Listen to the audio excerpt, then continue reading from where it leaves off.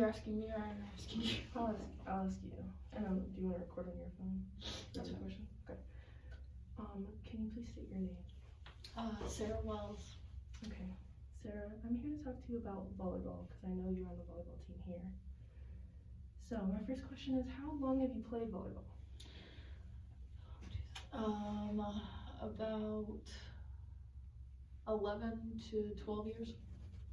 Okay, that's quite a long time. Yeah. You've enjoyed it for 11 to 12 years? Not all of it, but most of it. That's understandable. What positions have you played? I've played defense, I've pretty much played everywhere except for blocking. I didn't ever middle block. Right side? You play right side? Nice. You get any kills? Barely. What would you say are some differences between college and high school volleyball? I feel like the expectations are way different. College, you're expected to be at everything. No excuses, whether you're sick or you're hurting or whatever, you don't really have a choice. High school was way more lenient, and if you weren't feeling well, couldn't be at school, they understood that you couldn't be at practice. Or if you were injured, they took your injuries into more account. In college, they're kind of just like, go see the trainer. Who would you say is your favorite coach that you ever had? So my 12U coach, he now coaches college in North Carolina. He was one of my favorites because he basically just, I feel like he kind of did more than a coach. He would listen to me and talk to me about things when I felt like I was having a rough time. Especially as a kid, I had a lot of anxiety with playing, so he was always there to help cheer me up and saw my potential, and was actually the first one that let me decide what position I wanted to play. So What yeah. was his name?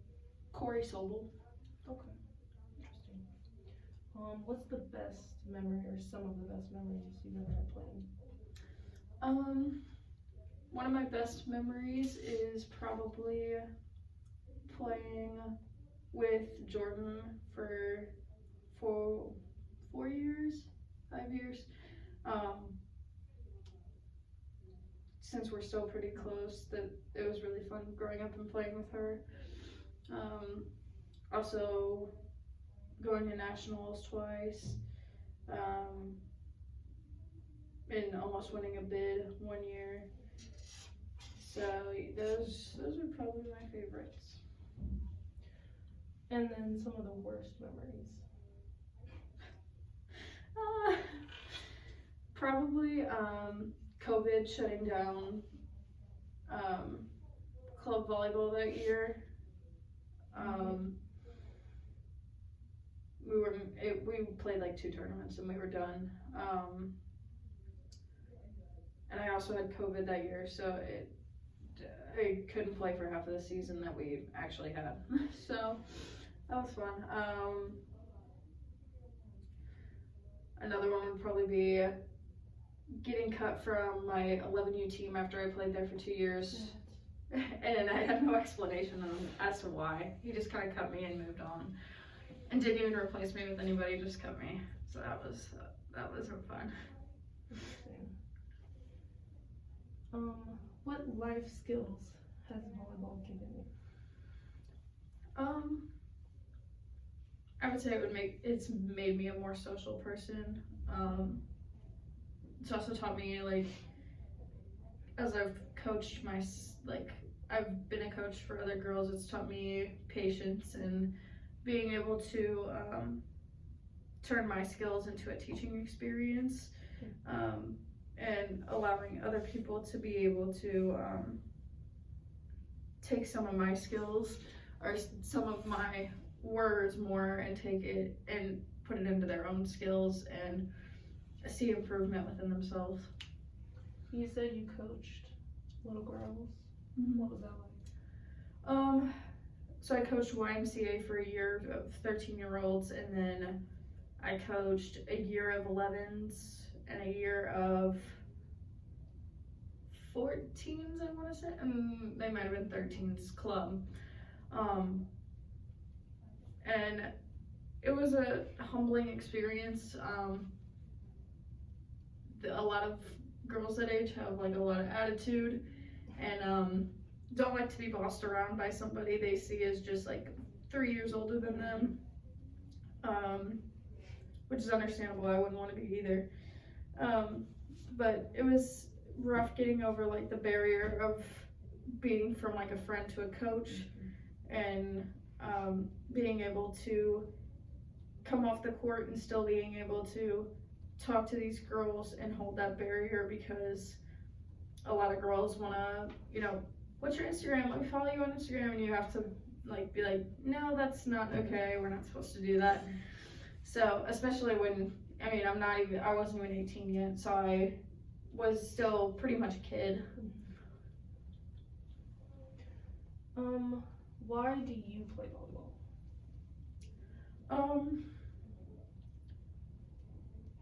I feel like for a while I did it, since my dad was my coach, I felt like it was something we bonded over. So I did it for that reason for probably the last 5 years I've played. I do love playing most of the time. I just feel like you have to have, like, when you play and you have to love a sport, you have to love it unconditionally, no matter what it like does to you. So through any injury, through any loss, win, whatever, you have to love the sport no matter what. And I feel like the last couple of years I haven't done that, so that's why it's been so hard for me. What was it like having your dad coach? Contrary to popular belief, it's not fun. My dad singled me out through every year I played, because he knew basically the training he had instilled in me and how he wanted me to play. And if I didn't play up to those standards, then I would get in really big trouble. And I did always play, but he wasn't scared to pull me. But it was nice having a coach that I knew, and I didn't have to vary from season to season wondering what coach I was gonna get that year. And trying to build a relationship with a new person each year. Yeah. But it definitely was not the stereotypical, I play because my dad's the coach. Mm-hmm. It was definitely way different for me, at least. How did you first get into volleyball? I was actually dancing competitively, and I had a friend that was doing both. She was dancing and playing competitive volleyball, and so I was like, okay, I might try playing at my like elementary school. And so I played there for like a year or two, and then I was like, okay, I want to go to play club and like take the next step.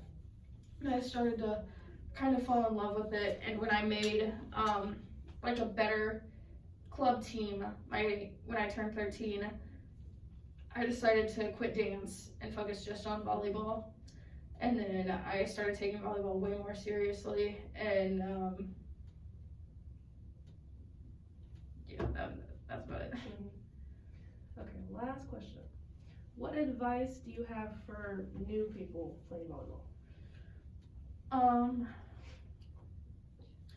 My biggest advice to anybody starting out is to never get frustrated that somebody's better than you.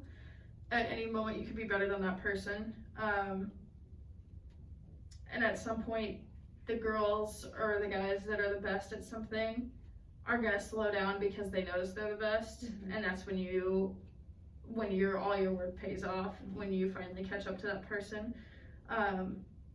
So just making sure that you're always working, even if you're the best, constantly putting in work, learning new skills, even if they're not exactly what like everyone else is doing. Sometimes the most important skills are the ones that aren't commonly taught. And I would say making sure your heart is in the right place when doing it, not just doing it because your friends are doing it or doing it because you want to go have fun. Especially competitively, it's really important that you're doing it for all the right reasons. Because in the end, it's just going to hurt you more that you wasted so much time on something you didn't really care about. All right. Thank you. You're welcome. And the interview